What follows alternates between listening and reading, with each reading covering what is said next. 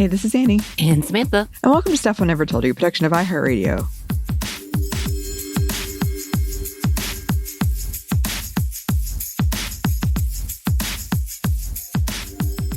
And you know what? We've been talking a lot about our medical needs. And boy, did that hit us like a ton of bricks from last week. I feel like we were like coming into a point where we understood, yes, it's time to see a doctor. And it's like, yeah, it's too late. Yeah. Yeah, we made a loud proclamation on Bridget when Bridget was on the show. Okay, we're going to the doctor. And then it was like, yes, you are. Right. So currently my arm is going tingly and numb as I write all of this. Good news. Not only have I gotten some medical attention, yes, but I'll be going to get even more specific help, like a specialist, I guess. But it did make me wonder, has the healthcare system specifically changed? Like, has it gotten better? So my recent experience, I actually did do a virtual appointment because it was the fastest I could do, even though I'm in the system for one of our major medical systems here. There's only like 3 because they're slowly all coming together and converging into one. Anyway, but with that, and it was an interesting experience because, again, it's over the computer, so you can't get a physical examination, and she's asking a lot of questions. And I did get a doctor that was like about an hour and 30 minutes away, an hour, maybe 2 hours from me. So it was one of those like, she is with the system, but she may be very far away, which is kind of why things like this work, because all the doctors close to me were overbooked or overscheduled. So it was interesting. She did a great job. She was trying to help me navigate the system because she was new to the system as well, which is always interesting to tell. But she was not new to being a doctor, obviously. Yeah. But I was just like, oh my God, this is weird because she's essentially as great as she is. And she was able to give me medication so I could actually sleep through the night, which was part of the problem. But like, she was Googling a specialist for me. Like, I'm like, ma'am. And she was so sweet. She was calling out to her like assistants and nurses, be like, call these people. All right, Google these people. It was an interesting thing because also I feel like she may not have been very familiar with the virtual health system or anything like being online on FaceTime or anything. Maybe I'm wrong because they never muted me at any point. Not even when they first started the appointment, I could hear them all bustling around to get to this call. Mm-hmm. They never said anything mean. So that was nice. Oh, that's good. Yeah. Like I didn't catch any of that. But the funny part is like they would put me, either they would turn the video off without realizing I could still hear everything. Mm-hmm.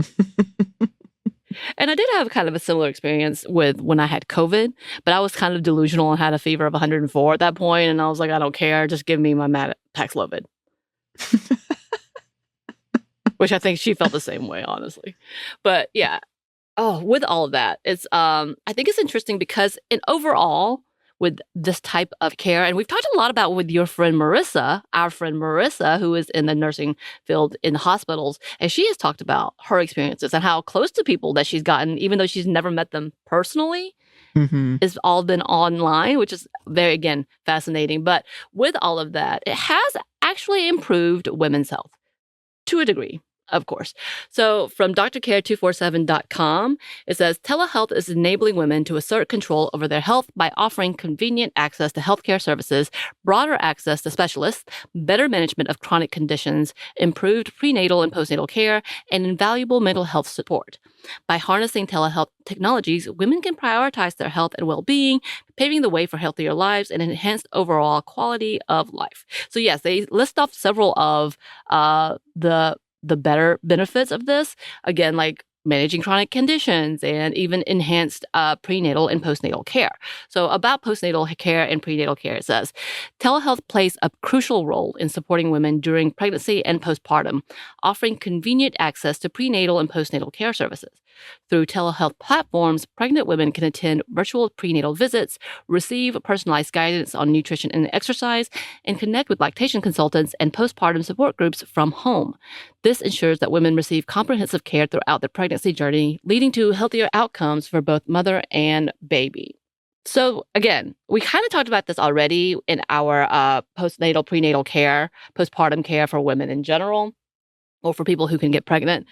And this one talks about all of the benefits, but we did talk about the fact that it also kind of can isolate women. They felt like this experience took away a little bit of what their expectations, right?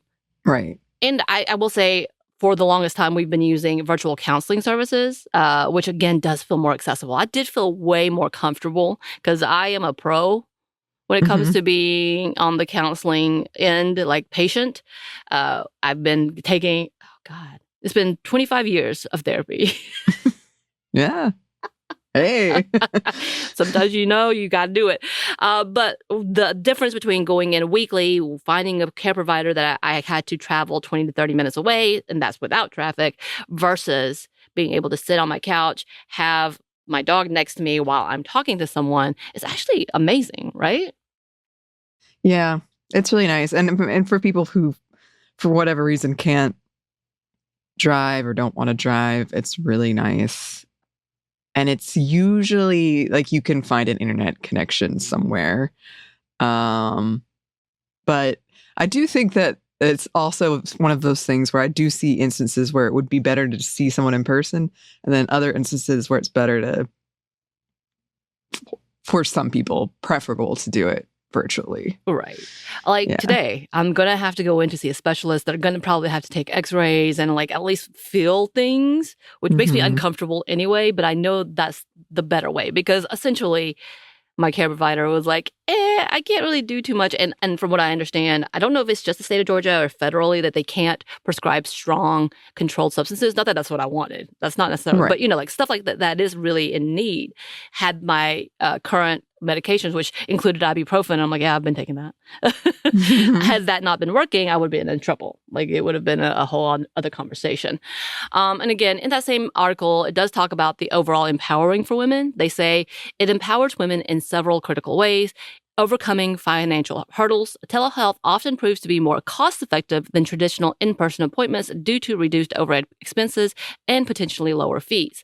This affordability factor makes high-quality healthcare more attainable for women with limited financial means, ensuring equitable access to essential health services. So I did see that throughout a lot of research papers. Of course, this is a mini, so we're not doing the whole big thing.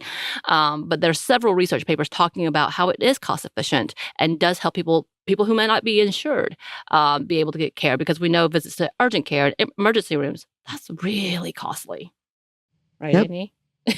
Yep. And then it goes on to saying it also empowers rural communities by linking women in remote or underserved areas with specialized healthcare professionals. Telehealth bridges the geographical gap in healthcare access, ensuring that everyone, regardless of location, has equal opportunities to thrive. And again, this is where we talked to a friend of the show, Marissa, and she was talking about specialists that were out of Texas and they were able to practice in Georgia because of telehealth advancements. I know for my family, they were able to get care from my parents through emergency services that weren't necessarily, we have to wait till the doctor comes in and, 2 days from now or any of that. They were able to access and find somebody that could read specific charts. Of course, it's not always the case, because if you're not an emergency, they still might wait. But it does have access to more specialists than if you had to be in like Gilmer County, Georgia, where they're just an emergency room and you have to be sent somewhere else anyway. Yeah, it's a real mess, that whole like getting to the hospital when you're in rural areas sometimes. Yeah. I remember when I was young and had broken my leg 3 places below the knee. I was in so much pain. They just bubbled it up and told them that I had to go 45 minutes away. Yeah. And I was crying in the back of the car. Yeah. Which is not great if you're having a real emergency. Right. They literally put down the back seat, put a pillow in, and like took a whole gurney and just pushed me into the back of the Blazer that my parents owned. Oh, school memories. Oh. This is why I don't go roller skating. Anyway, but of course there are downfalls. And according to a published article in the National Library of Medicine, they say, quote, despite its advantages, the implementation of telemedicine is fraught with challenges. Data security, patient privacy, and regulatory compliance are paramount concerns to ensure telemedicine services sustainability. And additionally, the variability in telemedicine practices and standards across different regions pose a challenge for widespread adoption. There is a pressing need to standardize guidelines and best practices to optimize telemedicine delivery and ensure high quality care. Again, this is more of like the professional aspect of like they see the downfalls of these and this could be a problem. And I could see that because even in the hospitals in the same state, if they're in different systems, they don't share information, which makes sense to a certain degree, but also makes it really inefficient in other ways because of guidelines, because of standards practices, because of privacy settings. Like in itself is a whole thing. Not every system uses the same system. Not every hospital uses the same tests, or they use whatever they're being sponsored by and whoever sells them the, best deals. So that does cause a lot of problems in itself. Again, the privacy data, that's a huge concern. If everything is online, you get hacked, people are watching. Yeah.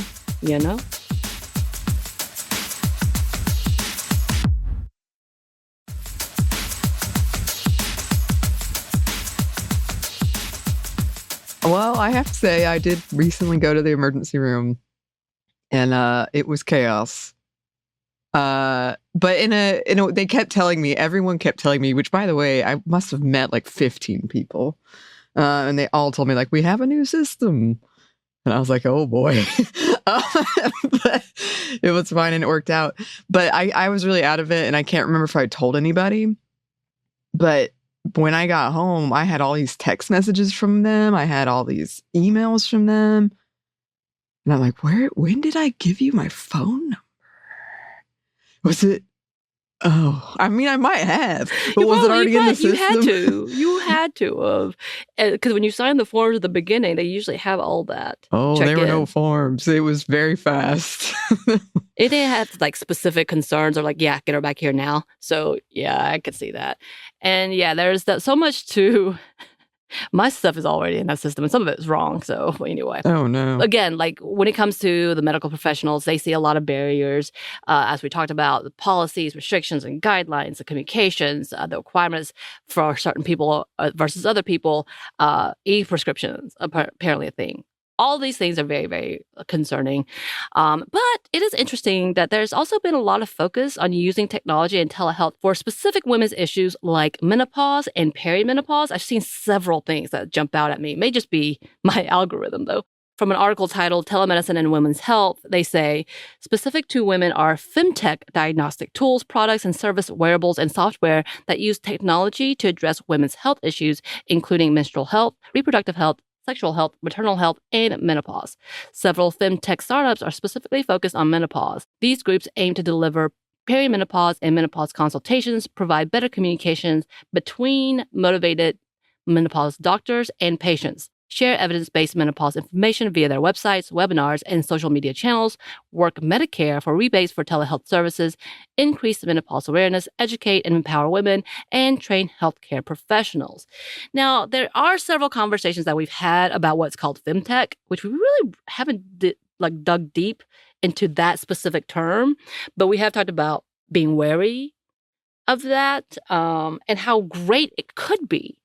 But because of the overall concerns of privacy data, all of that, we are not one to be like, yes, you should use this.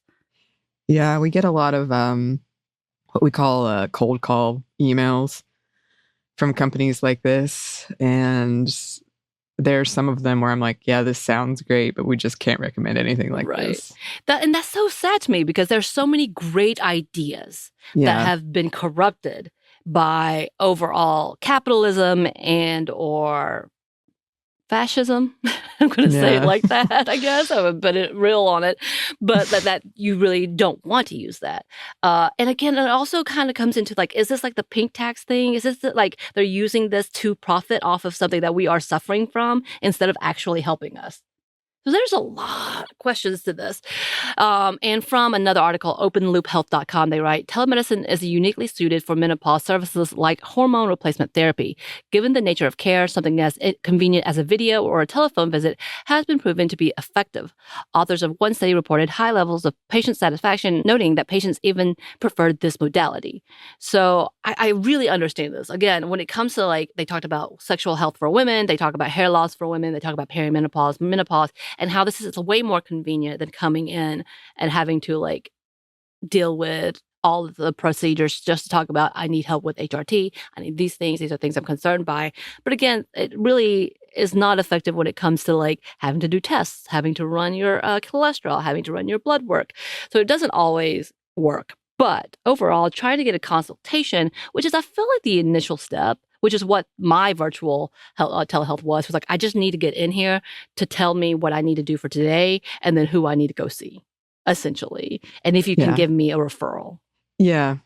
And sometimes that's all you need. And sometimes that's why it's great I try not to use this too often, but have a friend like Marissa who works in the nursing industry. I used her once. I'm waiting. I'm holding my cards. I'm trying to hold it too, because you don't want to be that person. But it is nice because one time she told me, like, just skip all of that and go to Ian and whatever that one, ear, nose, throat. Yeah. And it was nice because I was like, okay. Thank you. That step. Yeah. Thank you. But again, a lot of systems, you have to have a referral process. That's like, true. You can't go That's to true. a specialist unless you go to the primary and they tell you who to go to and they set up those appointments for you. Like, there's so many things. Because even with my mammogram, I went and got my physical with my gynecologist. She's like, I scheduled you an appointment. Like, they did it for me and they got me in very quickly, as opposed to like if I did it and it's 6 months out, which is part of the problem as well. Yeah, so there you go. Kind of a yes, kind of answer to has it improved, but also be wary. Conversations. And again, this also talks about the fact that people who are lacking technology at home, whether they're able to access, whether they have a computer, usually people have phones, but that can be a whole other problem holding it. For me, this week when I did the virtual meeting, being at a laptop was painful, but being in a car was also painful, and holding up a phone would have been even more painful. So there's so many like yes, but. Yeah. I'm glad it exists as an option, and I think we should be educated about it and the risks about it. But I do like that it is an option. Like during COVID, I remember you would just go on and they would try to be like, yes, it's COVID. No, it's not COVID. Like it was so fast. Yes. And you're like, okay, cool. So I shouldn't come in, or I should. Yeah, right. Like these are the symptoms. Don't come in. Right. Yes. And we have no medicines for you. Take this instead. Like that COVID was a long time coming, like 3 years. And even after that, it was like, still not great. It does cut it down, but it doesn't necessarily stop it. Yeah. Yeah. But yeah, that was a wild time. And now I was looking at my own follow-up appointment, and now that it'll say like whether the doctor takes virtual appointments or whether they don't, which I thought was interesting. So yeah. Like I said, there's a big divide when it comes to the professionals' opinions on this. Yes, which is fair. I mean, that I can see why you would be like, I actually want to see the person in person, because sometimes you can really pick up on things when you see someone in person. But anyway, we're both going to the doctor. We are going to doctors, people. It's happening. Our bodies finally were like, yep. If you don't, you're going to regret it. Okay. Yes. Got it. So listeners, please let us know if you have any thoughts about this. I know some of you have written in about your experiences in the healthcare industry. So yeah, just write to us and let us know. You can email us at hello@stuffInevertoldyou.com. You can find us on Blue Sky at Mom Stuff Podcast, or on Instagram and TikTok at Stuff I Never Told You. We're also on YouTube. We have a TeePublic store, and we have a book you can get wherever you get your books. Thanks as always to our super producer Christina, our executive producer Maya, and our contributor Joey. Thank you. And thanks to you for listening. Stuff I Never Told You is a production of iHeartRadio. For more podcasts from iHeartRadio, you can check out the iHeartRadio app, Apple Podcasts, or wherever you listen to your favorite shows.